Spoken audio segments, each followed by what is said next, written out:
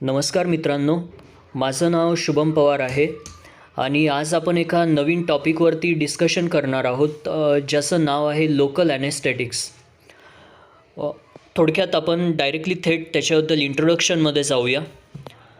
Local ॲनेस्थेटिक्सची जी definition आहे ती पण फार सिंपल आहे, जी की आपण आता बघणार आहोत. Local anaesthetics are blocking agents which are administered locally in a correct concentration by blocking nerves that carry nerve impulses in a local area of the body and produces reversible loss of sensation in a limited area without loss of consciousness. Definition बघायला थोडीशी किचकट वाटू शकते, कारण की anaesthesia ज्यावेळेला आपण हा शब्द ऐकतो त्यावेळेला आपल्या डोळ्यासमोर फक्त एकच शब्द येतो, तो म्हणजे भूल. अर्थात एखाद्या व्यक्तीला तो ज्या वेळेला जखमी झालेला असेल, एखादा त्रास होत असेल, ऑपरेशन करायचं असेल, त्यावेळेला त्याला भूल देणं, थोडक्यात थोडंसं बेशुद्ध करणं, हा शब्द किंवा ही संकल्पना आपल्या डोळ्यासमोर फिरत राहते. पण मग त्याची एवढी मोठी डेफिनेशन कशी काय, तर त्याचा टप्प्याटप्प्याने आपण बघूया. थोडक्यात local anaesthesia or blocking agents, नावातच आहे भूल, म्हणजे थोडक्यात ते ब्लॉक करण्याचं काम करतात. Which are administered locally in a correct concentration by blocking nerves. आता लोकल ज्यावेळेला आपण हा शब्द ऐकतो, बऱ्याच ठिकाणी लोकल ॲनेस्थेशिया म्हटल्यावरती येईलच. लोकल आणि जनरल ह्या दोन संकल्पना मी समजून सांगणार आहे. ज्यावेळेला आपण ज्यावेळेला हा शब्द वापरतो, तो जनरल शब्द पूर्ण बॉडीसाठी यूज होतो, आणि ज्यावेळेला लोकल हा शब्द वापरतो, एखादं पर्टिक्युलर ठिकाण बॉडीवरचं जिथे की आपल्याला जखम झालेली आहे आणि त्या जखमेचा इलाज करणं किंबहुना तिथे ऑपरेशन करणं आवश्यक आहे, त्यावेळेला त्या पर्टिक्युलर जखमेच्या ठिकाणी जो ॲनेस्थेशिया दिला जातो तो म्हणजे local anaesthesia. Bye blocking nerves that carry nerve impulses in a local area of the body and produces reversible loss of sensation in a limited area. आता इथे एक गोष्ट प्रामुख्याने हायलाईट करण्यासारखी, ती म्हणजे रिव्हर्सिबल लॉस ऑफ सेन्सेशन. ज्यावेळेला भूल दिली जाते त्यावेळेला काही काळासाठी सेन्सेशन म्हणजे संवेदना नष्ट होऊन जातात, म्हणजे त्या पर्टिक्युलर जागेवरती संवेदना अर्थात सेन्सेशन होत नाही. पण मग रिव्हर्सिबल शब्दाचा अर्थ काय, तर ज्या वेळेला ऑपरेशन झाल्याच्या नंतर सेन्सेशन पुन्हा वापस रिवाईव्ह करणं आवश्यक आहे, त्यावेळेला विशेष काहीच केलं जात नाही. लोकल ॲनेस्थेशियाचा ज्यावेळेला इफेक्ट पूर्ण होऊन जातो त्यावेळेला आपोआपच सेन्सेशन पुन्हा रिवाईव्ह होतात, पुन्हा चालू होऊन जातात. त्याला म्हणतात रिव्हर्सिबल लॉस ऑफ सेन्सेशन. अजून एक प्रामुख्याने महत्त्वाची गोष्ट इथे आहे, ती म्हणजे विदाऊट लॉस ऑफ कॉन्शियसनेस. थोडक्यात हे नॉन नार्कोटिक्स असतात. नार्कोटिक्स जे असतात त्यांच्यामुळे लॉस ऑफ कॉन्शियसनेस अर्थात आपण बेशुद्ध होऊ शकतो, अर्थात बेशुद्ध होतो. पण ज्यावेळेला लोकल ॲनेस्थेशिया आपण घेतो त्यावेळेला लॉस ऑफ कॉन्शियसनेस होत नाही, अर्थात आपण बेशुद्ध होत नाही. म्हणजे तुम्ही बघितलेलं असेल, ज्यावेळेला एखाद्या पर्टिक्युलर बॉडीच्या भागावरती ऑपरेशन केला जातो, तिथे ॲनेस्थेशिया दिला जातो, त्यावेळेला आपले डोळे आपण उघडे ठेवू शकतो आणि आपण आपल्या स्वतःच्या डोळ्यांनी ते ऑपरेशन होत असताना बघू शकतो. अर्थात आपण बघत नाही, तेवढं धाडस खूप कमी लोकांमध्ये असतं, पण शक्यतो आपण बघत नाही, पण आपण बघू शकतो. त्याला म्हणता विदाऊट लॉस ऑफ कॉन्शियसनेस. ह्याला पण एक दुसरा शब्द आहे, तो म्हणजे नॉन नार्कोटिक्स. त्यातला एक पुढचा पॉईंट असा आहे की uses. They are used in dentistry, in ophthalmology, in minor surgical operations including endoscopy and relieving pain in certain medical conditions. आता डेंटिस्ट्री, तर ज्यावेळेला दातांचे ऑपरेशन्स केले जातात, दातांच्या ऑपरेशनमध्ये एक प्रामुख्याने गोष्ट वापरली जाते, ती म्हणजे भूल देणे, ती म्हणजे ॲनेस्थेशिया. त्यानंतर ऑप्थॅल्मॉलॉजी, अर्थात भुलीशीच रिलेटेड हा प्रकार आहे. In minor surgical operations, surgical जे ऑपरेशन्स असतात बॉडीचे त्यांच्यासाठी सुद्धा ॲनेस्थेशिया वापरला जातो. इन्क्लुडिंग एंडोस्कोपी, म्हणजे शरीराच्या आतमध्ये एखादी पिन टाकणे किंवा मग नळी थ्रू एखादी कॅमेरा इंड्यूस करून शरीराच्या आतल्या भागांमध्ये नेमकी काय ॲक्टिव्हिटीज चाललेल्या आहेत ते बघणं. त्यासाठी जर शरीराला काही त्रास होत असेल, त्यासाठी जर शरीराला काही पर्टिक्युलर भागाला त्रास होत असेल तर तो न व्हावा म्हणून त्या पर्टिक्युलर एरियामध्ये लोकल ॲनेस्थेशिया दिला जाऊ शकतो. आणि शेवटचं आहे relieving pain in certain medical conditions. Even काही वेळेला असं होतं की ऑपरेशन झाल्याच्या नंतर, म्हणजे भूल देऊन झाली, ऑपरेशन करून टाकलं, पण ऑपरेशन झाल्याच्या नंतरसुद्धा त्या पर्टिक्युलर भागामध्ये त्रास होतो आणि काही ठिकाणी तर एक्स्ट्रीम लेवलचा त्रास होऊ शकतो. तर अशा ठिकाणीसुद्धा पुन्हा त्रास होऊ नये म्हणून हे लोकल ॲनेस्थेशिया दिला जाऊ शकतो.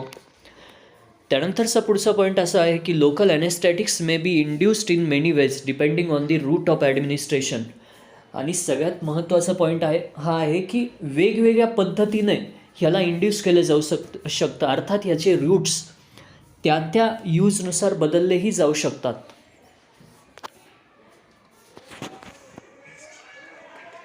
हां, 1 मिनिट नव्हे.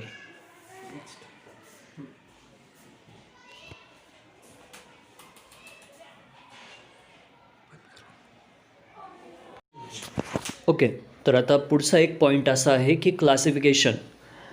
कुठलाही ज्यावेळेला एखादी मेडिकलची कंडिशन, फार्मसीची कंडिशन ज्यावेळेला आपण अभ्यासतो त्यावेळेला सगळ्यात प्रामुख्याने तो एक जो पॉईंट येतो तो म्हणजे त्याचं क्लासिफिकेशन. तर ॲनेस्थेशियाचं सुद्धा एक स्पेसिफिक क्लासिफिकेशन आहे. ते असं आहे की अनेस्थेशिया हा प्रामुख्याने 3 भागांमध्ये क्लासिफाय केला जाऊ शकतो. पहिलं आहे ईस्टर. आता तुम्ही म्हणशाल ईस्टर म्हणजे काय, गोळ्या आहेत का किंवा काही लिक्विड आहे का किंवा काय?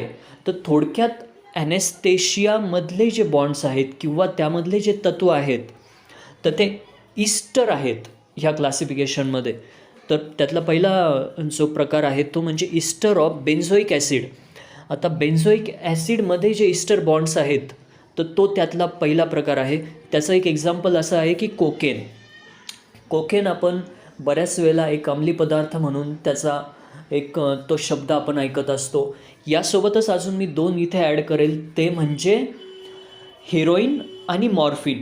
हे सुद्धा ह्याच माळेत बसतात.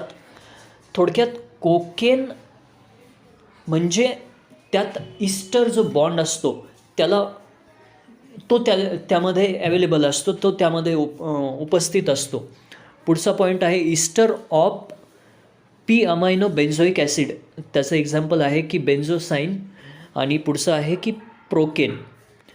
तर थोडक्यात असं आहे की बेन्झोइक ॲसिड, पी अमायनो बेन्झोइक ॲसिडमध्ये एक ईस्टर बॉन्ड आहे.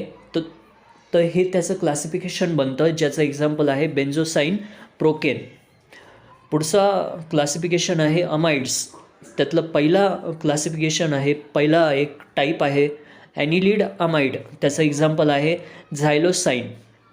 पुढचा टाईप आहे नॉन ॲनिलाइड अमाइड. त्याचं एक्झाम्पल आहे सायनोकाईन.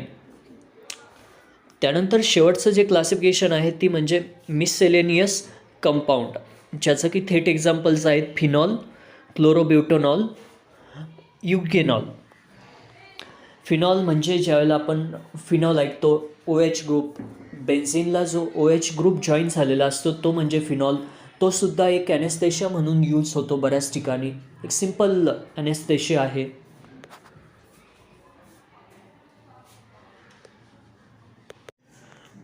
ओके, तर पुढचा पॉईंट असा आहे की मेकॅनिझम ऑफ ॲक्शन. थोडक्यात हे लोकल ॲनेस्थेशिया कसे ॲक्ट करतात याबद्दल आपण काही बघणार आहोत.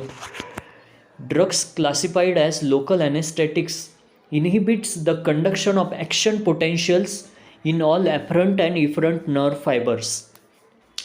ॲनेस्थेशिया म्हटलं की भूल म्हणजे थोडीशी त्या भागाची बेशुद्धी. तर थोडक्यात हे काय करतात, तर ॲफरंट आणि इफरंट जे नर्व फायबर्स असतात त्यांचं जे काम आहे ते मंदावून टाकतात किंबहुना स्टॉपच करून टाकतात. आता ॲफरंट आणि इफरंट नर्व फायबर्स म्हणजे काय, तर ॲफरंट म्हणजे मी एखाद्या गोष्टीला टच केलं, आपण एखाद्या गोष्टीला टच केलं तर त्या टचचा फील माझ्या बोटातून माझ्या मेंदूपर्यंत जाणं, हे जे फायबर्स, जे नर्व फायबर्स हे घेऊन जातात त्यांना म्हणतात ॲफरंट.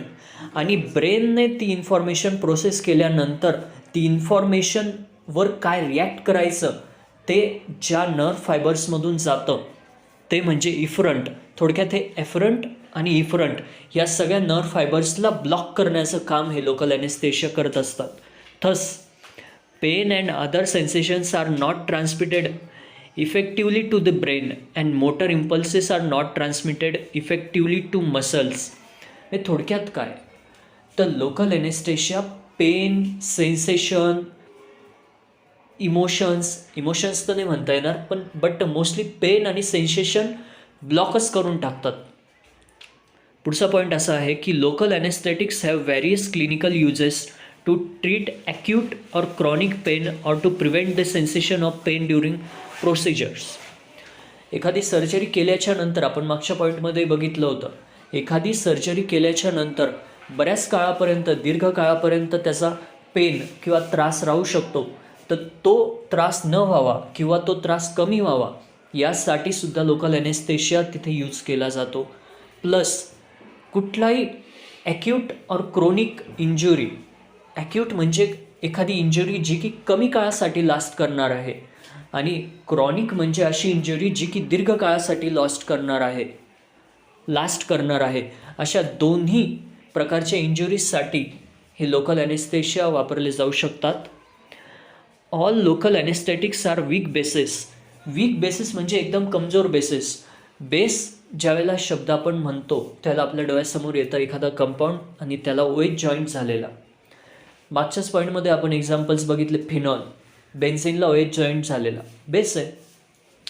मॉर्फिन OH जॉईंट झालेला, हिरोईन, कोडीन OH जॉईंट झालेला आहे. थोडक्यात हे बेसेस आहेत जे की वीक आहेत. तर वीक का, त्याचं कारण ज्यावेळेला ॲक्शन केली जाईल, ज्यावेळेला हे एखाद्या पर्टिक्युलर भागावरती ॲक्शन करतील त्यावेळेला लगेच ते इफेक्ट करावे, लगेच गरज पडल्यास OH बेस तुटून जावा, त्यासाठी हे आहेत weak bases. These drugs act by penetrating the axonal membrane in unionized form and blocking the voltage-gated sodium channels from within in ionized form.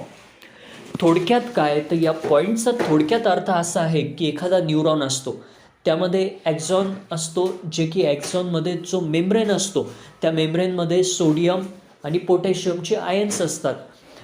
ज्यावेळेला ॲनेस्थेशिया काम करतो, ज्यावेळेला ॲनेस्थेशिया त्याचा इफेक्ट दाखवतो, त्यावेळेला प्रामुख्याने सोडियम पंप असतो. सोडियम आयन्सच्या माध्यमातून एखादा नर्व इम्पल्स कॅरी होत असतो. तर त्या सोडियमचे आयन्सच ट्रान्सफर होऊ न देणं, किंबहुना त्याच्यातून ते सेन्सच ट्रान्सफर होऊ न देणं, हे थोडक्यात लोकल ॲनेस्थेशियाचं काम आहे.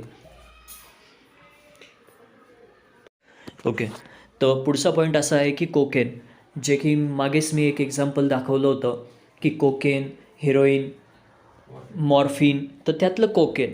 तर कोकेन हा जो ॲनेस्थेशिया आहे हा naturally cocaine, ester of benzoic acid, is an alkaloid obtained from the leaves of Erythroxylon coca. तर एथ्रोझायलोन कोका हा जो प्लांट आहे, हे जे झाड आहे, ह्याच्या पानांपासून जे नॅचरली ऑप्टेंड होतं. आता आपण पुढे एक प्रकार असा बघणार आहोत की सिंथेटिकली म्हणजे कंपन्यांमध्ये किंवा मॅन्युअली जे बनवलं जातं ते कोकेन, ते ॲनेस्थेशिया वेगळा, आणि हा जो कोकेन आहे हा डायरेक्टली थेट एट्रोझायलम कोकाच्या लीव्सपासून बनवला जातो, जो की एकदम नॅचरल आहे. It is colourless, odourless powder. हा पावडर फॉर्ममध्ये बनवला जातो. त्यानंतर ह्याला कलर नसतो, जसं पाणी असतं ज्याला कलर नसतं तसा हा असतो. ओडरलेस, ज्याला वास नसतो. इनसोल्युबल इन वॉटर, पाण्यात हा सोल्युबल होत नाही, बट सोल्युबल इन अल्कोहोल, इथर अँड क्लोरोफॉर्म. अल्कोहोल म्हणजे थोडक्यात इथेनॉल, इथर अँड क्लोरोफॉर्ममध्ये हा सोल्युबल होतो. म्हणून नशा करण्यासाठी हा कोकेन वापरला जातो, जो की दारूमध्ये, वाईनमध्ये टाकून पिला जातो. Cocaine leads to introduction of synthetic drugs.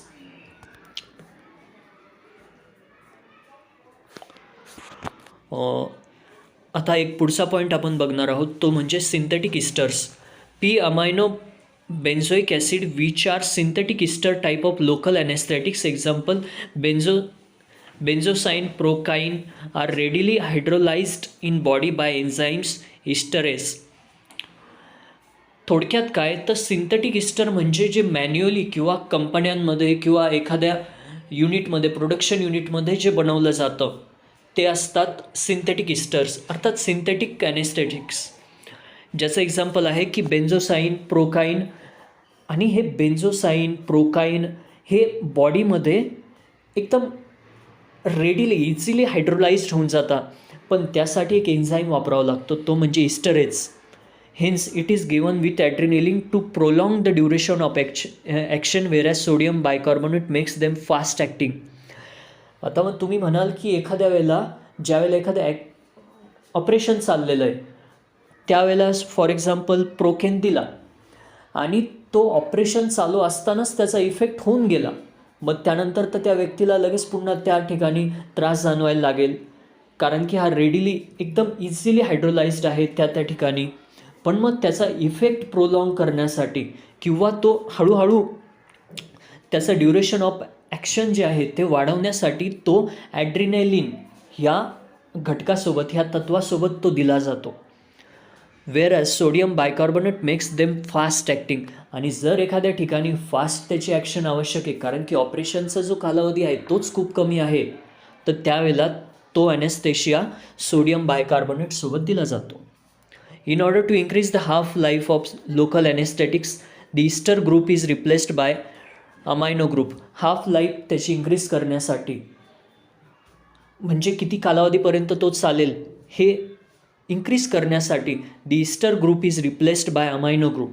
As a result, procainamide was prepared, which also possesses local anesthetics property. However, this compound was later found to be useful to treat cardiac ॲर्थीमाइज. थोडक्यात हा synthetic इस्टरचा introductory part आहे, जो की थेट पाठांतराचा part आहे. Okay, तर पुढचा point असा आहे की आता आपण ड्रग्सबद्दल थोडी माहिती घेणार आहोत. तर बेन्झोसाईन, ज्याला की दुसरं नाव आहे ethyl p amino benzoate, it is ethyl ester of p amino benzoic acid. Informative भाग आहे, ज्याची प्रॉपर्टीज आहेत it occurs as crystals or white crystalline पावडरच्या फॉर्ममध्ये असतो, क्रिस्टल असतो, क्रिस्टल आणि किंवा व्हाईट क्रिस्टलाइनच्या फॉर्ममध्ये असतो. It is odourless and has a bitter taste followed by sensation of numbness due to local anaesthesia of tongue. तो ओडरलेस असतो, थोडी बिटर टेस्ट असते त्याची. त्यानंतर it is very slightly soluble in water but freely soluble in alcohol and soluble in dilute acids. Informative भाग आहे. Stability and storage, it is stable in air but is affected by light and hence it is stored in well closed light resistant containers. त्याचे uses काय आहेत आता आपण ते बघणार आहोत. It is synthetic surface local anaesthetics and used. आता हा जो पुढचा पॉईंट आहे तो खूप इम्पॉर्टंट आहे, कारण शेवटी ते युजेस आहेत. To relieve pain associated with ulcers, wounds and mucous surface. Orally to relieve pain of gastric carcinoma. Gastric जे प्रॉब्लेम्स असतात त्यामध्ये हे यूज केले जातात. For symptomatic treatment of tuberculosis laryngitis in the form of insulfations or aqueous alcoholic solutions. To treat Proteus anal fissures and hemorrhoids. पुढचं आहे for endoscopy, bronchoscopy and tropical anaesthesia. पुढचं आहे to prevent nausea and vomiting in the form of lozenges. आता ह्याचा स्क्रीनवरती आपण बघू शकता की त्याचा जो स्ट्रक्चर आहे तो काहीसा बेन्झीन, त्याला COC2H5 इकडून N2H असा ग्रुप जॉईन आहे. डोसेज फॉर्म तो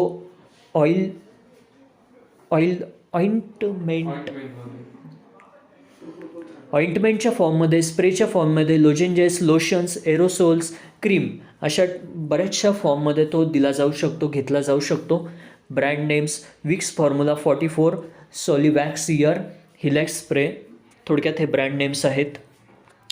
पुढचा ड्रग आहे प्रोकेन, ज्याचं की दुसरं नाव आहे नोव्हासाईन इथोसाईन, ज्याचं की स्ट्रक्चर आहे diethyl amino ethyl ester of p amino benzoic acid. Informative भाग आहे. Procaine was synthesised in 1904 1904 to address the chemical instability of cocaine and the local irritation it produced. थोडक्यात हा सबस्टिट्यूट बनवण्यात आला होता कोकेनसाठी, कारण की कोकेन इन्स्टेबल होता आणि तो ज्या ठिकाणी दिला जायचा तिथे इरिटेशन अर्थात जळजळ प्रोड्यूस होत होती, म्हणून एक सबस्टिट्यूट प्रोड्यूस करण्यात आला ज्याला की प्रोकेन असं नाव देण्यात आलं 1904मध्ये. ज्याचे फिजिकल प्रॉपर्टीज खालीलप्रमाणे आहेत. It is official as its hydrochloride salt which occurs as colourless crystals or white crystalline powder. Informative भाग आहे. It is odourless and has salty and bitter taste. It is freely soluble in water, soluble in alcohol and very slightly soluble in chloroform. It is non-irritant local anesthetics. थोडक्यात procaine हा कोकेनसाठी substitute होता आणि तो वॉटरमध्ये soluble नाही, पण हा वॉटरमध्ये soluble आहे. थोडक्यात हाच दोघांमधला फरक आहे. स्टॅबिलिटी आणि storage. Aqueous solution are most stable at pH 3.5. अर्थात ॲसिडिक फॉर्ममध्ये अर्थात ॲसिडिक गोष्टींमध्ये हा जास्त प्रमाणात स्टेबल असतो, स्टोअर केला जाऊ शकतो. It is stored in well closed light resistant containers. त्याचं केमिकल स्ट्रक्चर आपण स्क्रीनवरती बघू शकतो. आता तो कशा फॉर्ममध्ये दिला जाऊ शकतो. प्रोकेन अँड ॲड्रिनॅलिन इंजेक्शन, तो इंजेक्ट पण केला जाऊ शकतो. प्रोकेन बेन्झिल पेनिसिलिन इंजेक्शनच्या फॉर्ममध्ये. फॉर्टिफाईड प्रोकेन पेनिसिलिन इंजेक्शनच्याच फॉर्ममध्ये. जे प्रमुख ब्रँड नेम्स आहेत नोव्हॅसाइन, प्लॅनोसाइन, प्रोनिस्टिल एक्सेट्रा. आता आपण पुढचा एक त्याच्याविषयी एक पॉईंट बघणार आहोत की युजेस काय आहेत त्याचे. It is primarily used for its local anaesthetics activity and for. पहिला आहे इन्फिल्ट्रेशन, दुसरा आहे पेरिफेरल नर्व ब्लॉक, तिसरा आहे spinal anaesthesia producing regional anaesthesia. अर्थात स्पायनल कॉर्डशी संबंधित गोष्टींमध्ये आजारांमध्ये सुद्धा याचा उपयोग होतो. इन्फिल्ट्रेशन मध्ये याचा उपयोग होतो. पेरिफेरियल नर्व ब्लॉकमध्ये सुद्धा याचा उपयोग होतो. Its salt with benzyl penicillin is given to increase duration of action of benzyl penicillin. पुढचा पॉईंट आहे procaine is the local anaesthetic of choice in malignant hyperthermia. हे याचे युजेस आहेत. कुठल्याही ड्रगचा जो सगळ्यात अभ्यास करताना सगळ्यात जो प्रमुख घटक असतो तो म्हणजे त्याचे युजेस. त्याचं कारण असं आहे की युजेस आहेत म्हणून त्यांचा अभ्यास होतो आहे. त्याचं तो कशा फॉर्ममध्ये भेटतो आहे आपण स्क्रीनवरती बघू शकतो. पुढचा ड्रग आहे लिग्नोसाइन. त्याचं दुसरं नाव आहे लिडोसाइन और झायलोसाइन. त्याचं केमिकल नाव आहे 2-डायइथिल अमायनो ॲसिटिल 2,6 झायलिडिन. थोडक्यात त्याची इन्फॉर्मेशन आपण बघू की lidocaine was the first amino acid synthesised in 1948 and has become the most widely used local anaesthetics. सगळ्यात इम्पॉर्टंट पॉईंट की लिडोसाइन हा 1948मध्ये डिस्कवर झाल्याच्या नंतर सगळ्यात जास्त प्रमाणात वापरला जातो आहे. The tertiary amine has a pK of 7.8 and it is formulated as the hydrochloride salt with a pH between 5.0 and 5.5. Properties. Its hydrochloride salt occurs as white crystalline powder which is odourless, म्हणजे त्याला colour नसतो. And has slightly bitter taste followed by sensation of numbness. It is very soluble in water. Soluble आहे जसं की मागच्या ड्रगमध्ये आपण बघितलं होतं. Freely soluble in alcohol and soluble in chloroform. आता तो स्टोअर कसा केला जातो, त्याची स्टेबिलिटी किती आहे. It is very stable compound and is not oxidised by air or oxygen. It is stored in well closed container. आपण स्क्रीनवरती त्याचं स्ट्रक्चर बघू शकतो. त्यानंतर तो कुठल्या फॉर्ममध्ये घेतला जाऊ शकतो, दिला जाऊ शकतो. लिग्नोसाइन इंजेक्ट केला जाऊ शकतो. लिग्नोसाइन आय ड्रॉप्स डोळ्यात तो आय ड्रॉपच्या फॉर्ममध्ये टाकला जाऊ शकतो. लिग्नोसाइन जेलच्या फॉर्ममध्ये तो दिला जाऊ शकतो किंवा ॲप्लाय केला जाऊ शकतो. प्रमुख जे ब्रँड नेम्स आहेत ते असे आहेत की ओटेक, ओटोसिल सी, ट्रॉक्स, केबुटासाइन. पुढचा पॉईंट असा आहे की मागच्याच पॉईंटमध्ये आपण डिस्कस केलेलं होतं कुठलाही ड्रग, कुठलाही एखादा केमिकल तो त्याच वेळेला त्याचा अभ्यास केला जातो किंवा इम्पॉर्टंट म्हणून तो गणला जातो ज्या वेळेला त्याची युजेस जास्त असतात. आता ह्याची युजेस आहेत It is a potent local anesthetics mainly used as tropical surface anesthesia. Surface म्हणजे जे स्किनवर किंवा म्युकस मेम्ब्रेनवरती जे ॲनेस्थेशिया वापरले जातात, अर्थात वरच्या लेअरवरती जे ॲनेस्थेशिया वापरले जातात त्यांना सरफेस ॲनेस्थेशिया म्हटला जातो. तिथे for infiltration to produce dental analgesia, डेंटलशी रिलेटेड, डेंटिस्ट्रीशी रिलेटेड कामात. It is also used for prevention and treatment of ventricular arrhythmias. Dose of lignocaine with adrenaline 7 mg per kg. त्यानंतर without adrenaline 4.5 mg per kg. त्याचा आपण bottles किंवा जेलच्या फॉर्ममध्ये कसा दिसतो, मार्केटेड फॉर्म्युलेशन जे त्याचं आहे ते आपण बघू शकतो स्क्रीनवर. आणि अशा पद्धतीने आपण हे टॉपिक क्लिअर केलेलं आहे. थँक्यू. आणि असे अनेक प्रकारचे इन्फॉर्मेटिव्ह व्हिडिओज बघण्यासाठी आपण आमच्या चॅनलला सबस्क्राईब करा. ब्रेथ फार्मसीला आपण सबस्क्राईब करा प्लीज. Yes.